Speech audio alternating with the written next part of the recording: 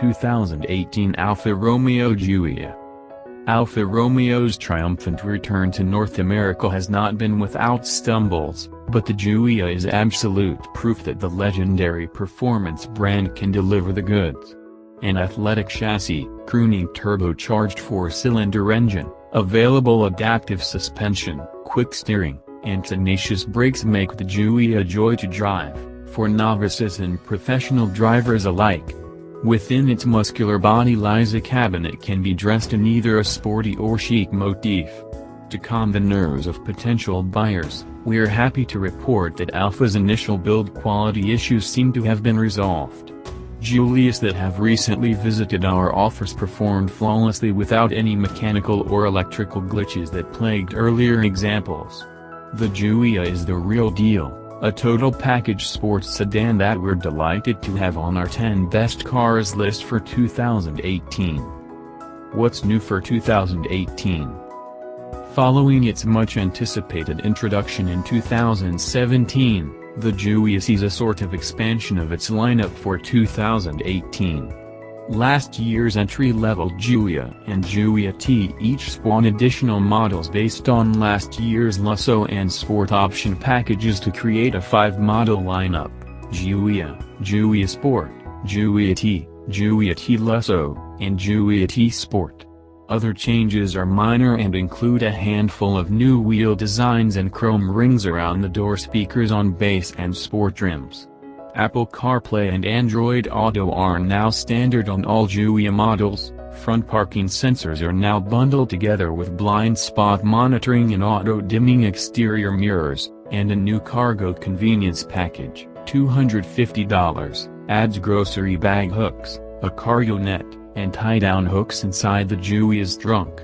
The premium 14-speaker Harman Kardon stereo is now offered as a $900 option on the Giulia and Giulia Sport. What was new for 2017? The Giulia was a new model from the revitalized Alfa Romeo brand for 2017 and, along with the high-performance Giulia Quadrifoglio, reviewed separately, set its sights on premium branded entry luxury sports sedans from Audi, BMW, Jaguar, and Mercedes-Benz. Trims and options we choose.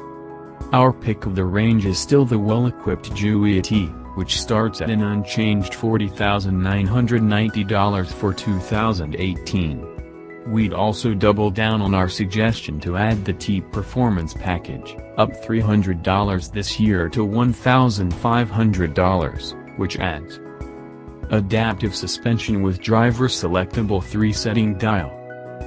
Beautiful aluminum shift paddles mounted on the steering column. Mechanical limited slip differential. All in, our Giulia Bellissima would cost $42,490 with this optional package, a price we find un bon valeur.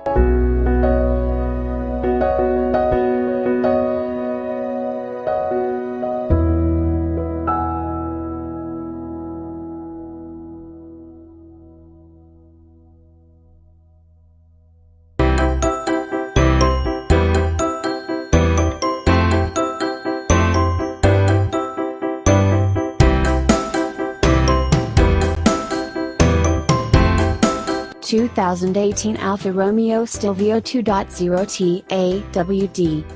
One need only look at the 2019 Lamborghini Urus to see that crossovers have become a necessary evil for even the most illustrious manufacturers.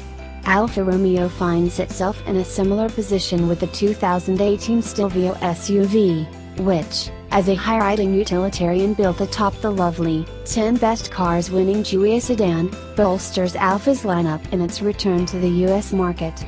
While the Stelvio also illustrates that adding utility to a performance brand's DNA can sometimes dash our expectations, the end result is a refreshingly satisfying SUV to behold. The existence of the Stelvio was initially a bit of a letdown, what with Alfa Romeo having teased us prior to its debut with the possibility of building a ground-hugging wagon version of the Giulia. Sexy, low-slung, and theoretically imbued with the same delicate tactility that makes Alfa's four-door one of our favorite new cars, a prospective Giulia wagon had us weak in the knees. but the reality is that a wagon would have been a non-starter for a re-emerging brand in today's market. Against the shockwave of the industry's crossover boom, the two-box Giulia didn't stand a chance. Serving the masses. Enter the Stelvio, which is designed to sop up the spills of suburban life with 19 cubic feet of cargo space behind its rear seats, 57 cubes with the seats stowed, and a seating height about 6 inches loftier than the sedans. While we've yet to sample the 505 horsepower Stelvio Quadrifoglio, a version that currently holds the lap record for crossovers around the Nürburgring, we have now tested the mainstream, Turbo 4 model.